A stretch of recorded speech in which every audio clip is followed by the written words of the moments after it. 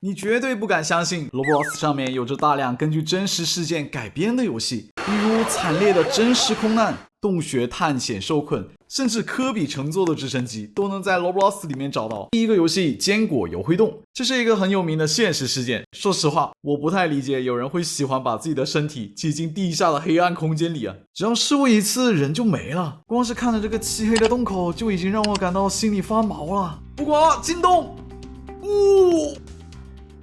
哇，还有多深啊！我不喜欢这种未知的感觉啊！这洞口已经小到容不下我站立了，开始爬行了。身处在这种环境真不好受啊！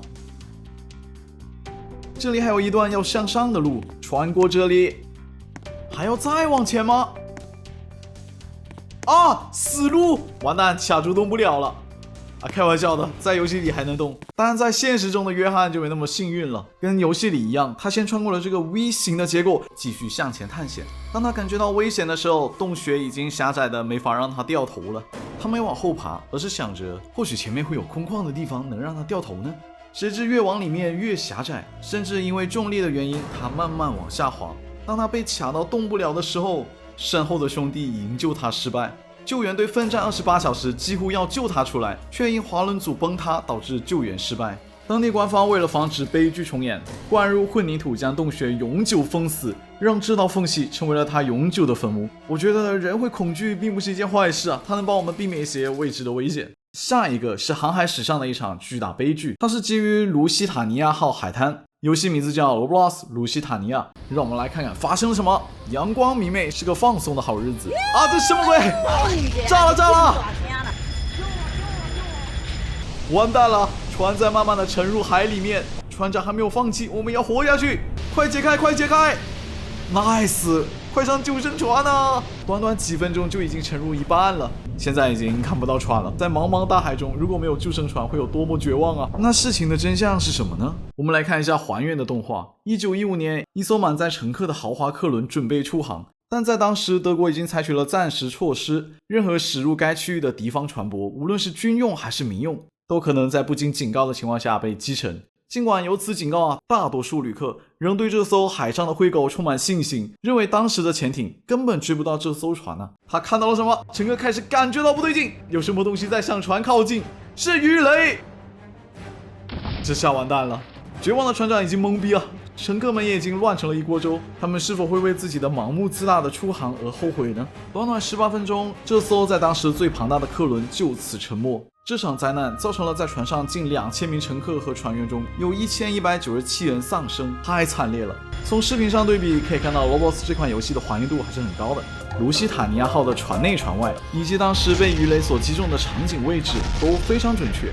下一个悲剧可能是 Roblox 上最还原的飞机坠毁模拟游戏名就是现实中的空难，日本航空123号航班坠毁模拟。它是迄今为止由于单一架飞机发生故障并坠毁导致死伤人数最多的惨剧让我们来看看发生了什么。看起来飞机是失去控制了，飞行员还在说些什么，就已经撞在了群山之中。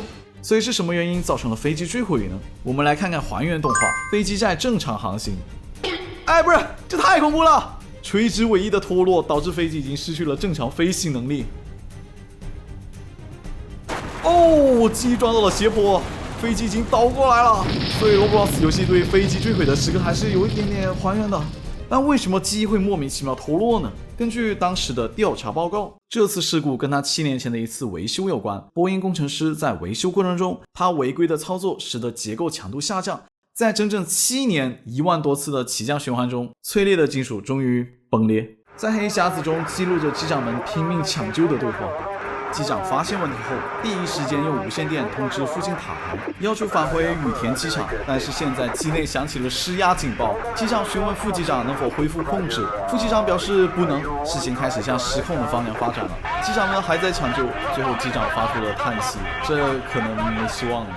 从发现问题到坠毁，机长经过了长达32分钟的努力抢救，但严重损坏的飞机已经无法正常操控。最终，这架载有524人的客机砸入山谷，造成了其中520人遇难，仅有4名位于机尾区域的女性乘客奇迹般生还。这场事故太恐怖了，让我对坐飞机又产生了一点恐惧。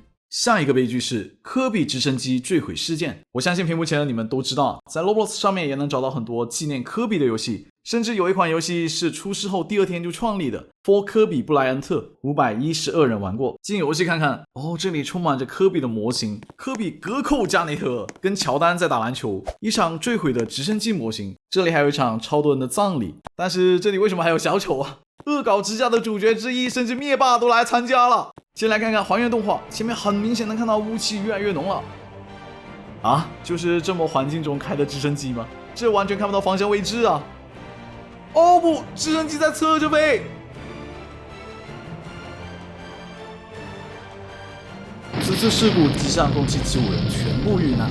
根据当时的报道，有目击者称，当天雾气浓得像牛奶了，只听得到声音，却看不到直升机在哪。最终坠毁在一个峡谷附近，这在另一个 Roblox 游戏中还有还原到，还有纪念他的墓碑，这里安息着科比布莱恩特。下一个游戏是基于火车脱轨事件，让我们来看看发生了什么。这冰天雪地的环境还敢开火车？不，火车失控了，这冲出来不得东一块西一块的。整整20节车厢，在现实这场事故中，这辆空载的货运列车也确实是20节。Roblox 这个游戏还很还原，尽管脱轨后场面极度惨烈，机车结构受损严重，但车内的司机和一名技术人员仅受轻伤。列车最终停在了民居的后花园边缘，未造成地面人员伤亡啊。而接下来这起火车事故就没那么幸运了，它是新西兰历史上最严重的铁路事故——坦吉瓦伊列车灾难。让我们来体验一下。这里有一些不动的列车，不会是想让我操控火车还原事故吧？我不想当罪人啊！所以我们来调查一下，这是条断裂的铁路，这应该就是造成事故的原因了。这哪里刹得住啊？完蛋，太惨烈了！现实中这样肯定死伤惨重啊！让我们来看一下新西兰当地拍摄的影视剧还原片段。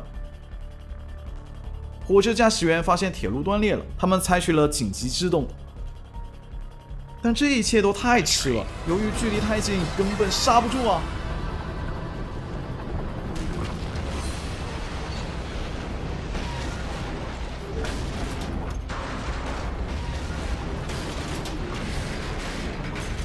在这一次事故中，火车前6节掉入河中，共造成了151人死亡，而造成桥梁断裂的原因竟然是自然灾害——火山泥流冲毁的。接下来这一悲剧可能最真实啊，它是基于空中灾难 TWA800 航班。